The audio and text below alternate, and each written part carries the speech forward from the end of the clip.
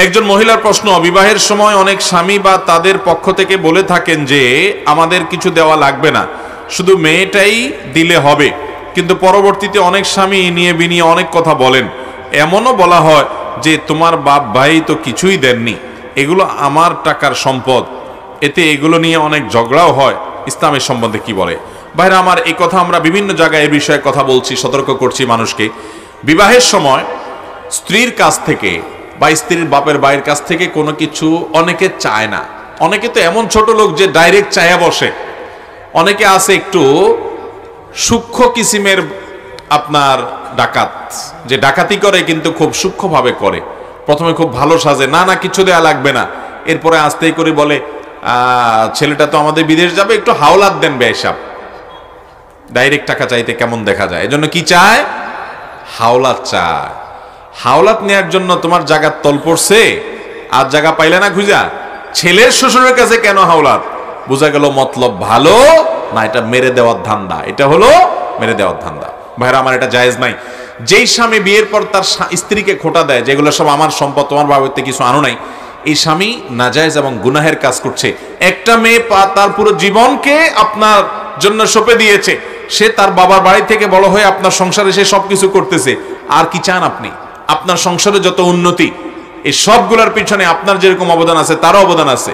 বিধায় মেয়েদেরকে ছোট করা, তাচ্ছিল্য করা গুনাহের কথা। আর মেয়ের বাবার বাড়ি থেকে যৌতুক নেওয়া এটা হারাম। এই যৌতুক খাওয়া এটা কবিরা গুনাহ। চোর চুরি করে যেরকম গুনাহগার হয়, ডাকাত ডাকাতি করে গুনাহগার হয়, চিটারি করে গুনাহগার হয়, আপনি ছেলের শ্বশুরবাড়ির কাছ থেকে, আপনি নিজের শ্বশুরবাড়ি থেকে ছলে বলে কৌশলে বিভিন্ন ধান্দা করে যৌতুক নিলেন। সেটা টাকা পয়সা নেন, ফার্নিচার নেন, জিনিসপত্র নেন, মোটরসাইকেল নেন, ফ্রিজ নেন, টেলিভিশন নেন, ভিসা নেন, ভিসার টাকা নেন, নগদ টাকা নেন, হাওলাত নেন, এগুলো সব হারাম। এই হারামটা করতে আমাদের অনেকের বুকে কাঁপে না বুক। আমরা অনেকে নামাজ কালাম পড়ি, মুখে দাঁড়িয়েও আছে, সব ভালো কাজ করি, কিন্তু ছেলের শ্বশুরবাড়ির জিনিস নিতে ছাড়ি। আমি গতকালকেও সিলেটে মাহফিলে বলছিলাম যে দুনিয়াতে কোনো চাঁদাবাজ, কোনো ডাকাত এত খারাপ না, যৌতুকখোর বুড়া বুড়ি আর যৌতুকখোর ছেলেরা যত খারাপ।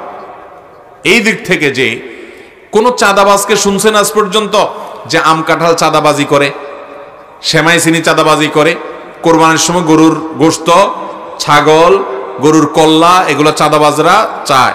বহুত মাস্তান, বহুত চাঁদাবাজ তো দেখছেন, সন্ত্রাসীদের দেখছেন। শীতের সময় আসলে শীতের পিঠা দেওয়া লাগবে, রমজান মাস আসলে ইফতারি দেওয়া লাগবে, তারপরে আপনার কোরবানির সময় আসলে গোশত দেওয়া লাগবে, গরু ছাগল দেওয়া লাগবে।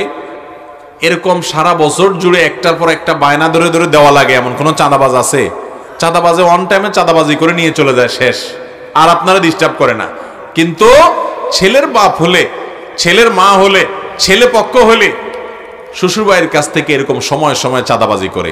এত খয়রাতি যদি হয় তো রাস্তায় থালা নিয়ে বসেন, সেটা অনেক উত্তম মেয়ের বাপের বাইরের কাছ থেকে জুলুম করার চাইতে। অনেক মুরব্বীরা আছে এটা বোঝার চেষ্টা করে না, এটা যে গুনাহ, এটা যে হারাম, চুরি ডাকাতির মতো গুনাহ, এটা জানে না। অতএব আমরা যুবকরা বিশেষ করে সোচ্চার হতে হবে যে আমাদের সমাজকে এই অভিশাপ থেকে, এই পাপ থেকে, এই অন্যায় থেকে বাঁচাতে হবে ইনশাআল্লাহ।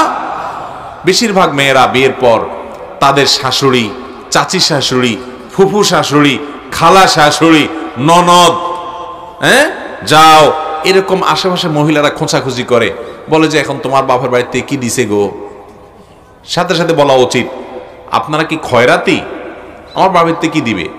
আপনাদের যদি এত অভাব হয় তো আমার বাবার বাড়িতে ভিক্ষা করবেন, কারণ রাস্তায় না থাল নিয়ে বসবেন।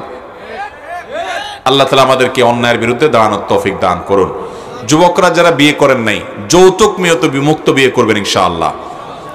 এবং যৌতুক তো নিবেন না, আবার বউরে খোঁচাবেনও না, বউরে খোঁচানো যাবে না।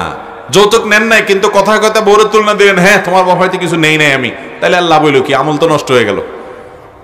ওইটাও করা যাবে না, ছোট লোকই এগুলা।